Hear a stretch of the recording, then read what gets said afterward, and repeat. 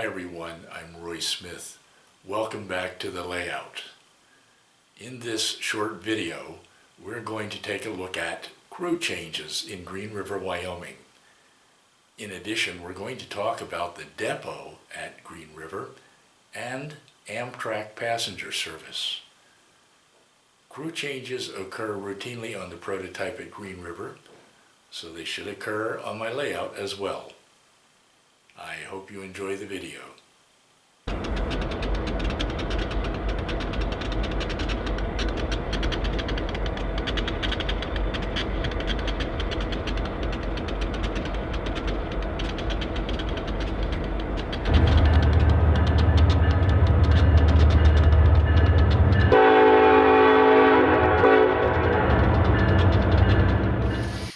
As many as 50 trains pass through Green River each day.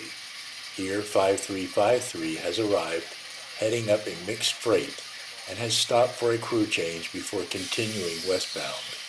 5353 is a Caddo ES44AC equipped with lock sound. Unfortunately, its headlights no longer function.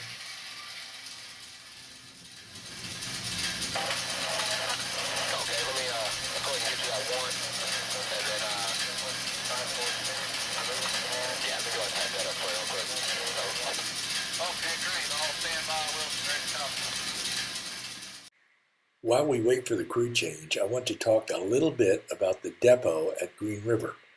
I want to correct some erroneous things I said about it in previous videos.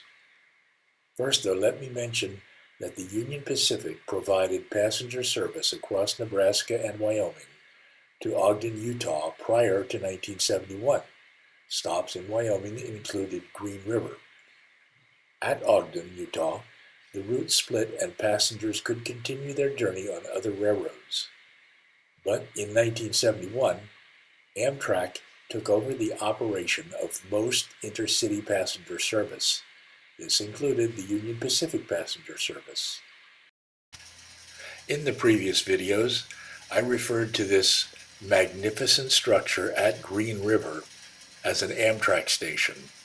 Fortunately, Gary Binder has given me some additional information about the depot, as well as additional information concerning passenger service across Wyoming. As I just mentioned, Amtrak began to operate in 1971, and as Gary points out, Amtrak began at that point to lease space from the Union Pacific at the Green River Depot for its passenger service. In 1983, the Denver and Rio Grande Railroad, which had continued to operate its own passenger service, finally decided to join Amtrak. Amtrak then began to run a passenger route across Colorado on the Denver and Rio Grande's tracks, which it called and still calls the California Zephyr. But ultimately, in 1997, Amtrak closed its route across Wyoming due to budgetary constraints, leaving the California Zephyr across Colorado.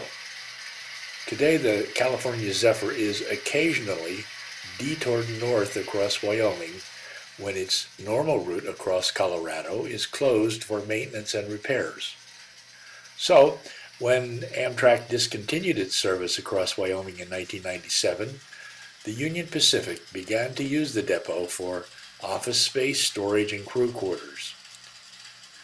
Gary goes on to say, in 2015, I rode on a rerouted California Zephyr through Green River, and it did stop there for a crew change, but the passengers were not allowed to get off the train. The smokers nearly went berserk because there were no passenger stops between Salt Lake City and Denver, and smoking is not allowed on Amtrak trains. As Gary concludes, the Green River Depot has always been owned by the Union Pacific and not Amtrak. I want to thank you, Gary, for your clarification about the depot and Amtrak routes. I really appreciate it because I want to adhere as closely as I can to the prototype in operating my layout. One of the best things about this hobby is the way we can share our knowledge and experience with each other. In fact, I want to thank all of you who have shared your knowledge and experience with me. All right, 5353 is nearly ready to depart.